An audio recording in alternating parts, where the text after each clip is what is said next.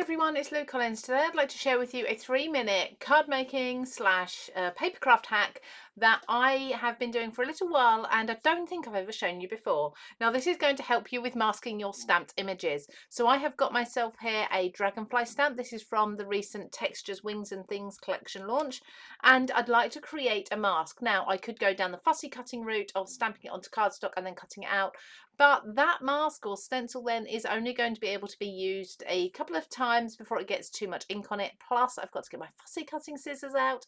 Not my favourite job. So instead I'm going to do it this way, and this is going to make a reusable stencil that you can use time and time again for a very long time.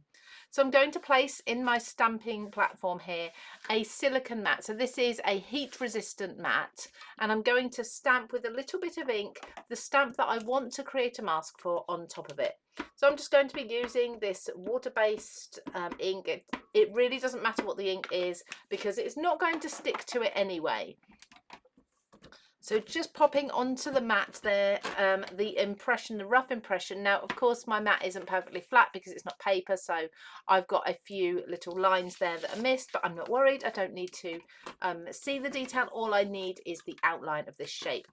And then I've got a hot glue gun, and the hot glue gun is currently heating up.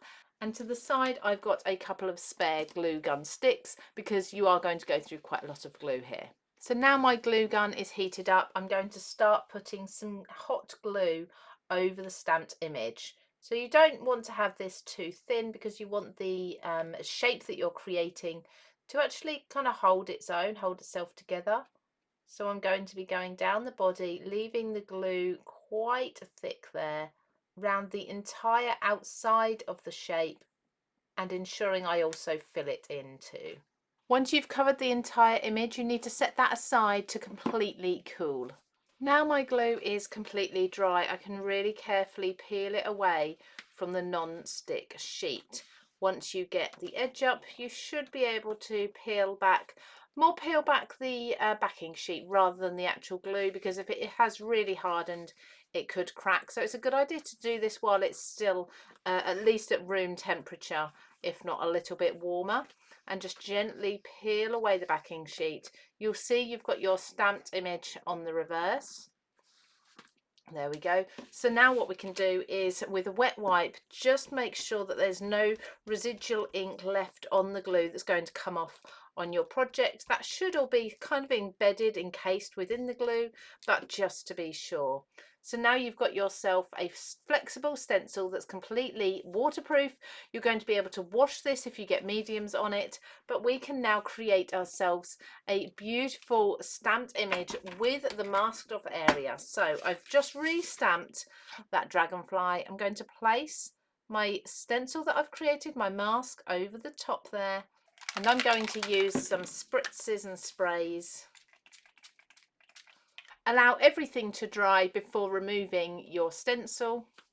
Top tip, it's a good idea not to heat set your ink sprays, your watercolours, whatever you've used, because of course you could remelt the glue. So allow it to air dry, or use some tweezers to carefully remove your mask first. And there my image, my stamped image, has been perfectly masked off with the hot glue mask or stencil.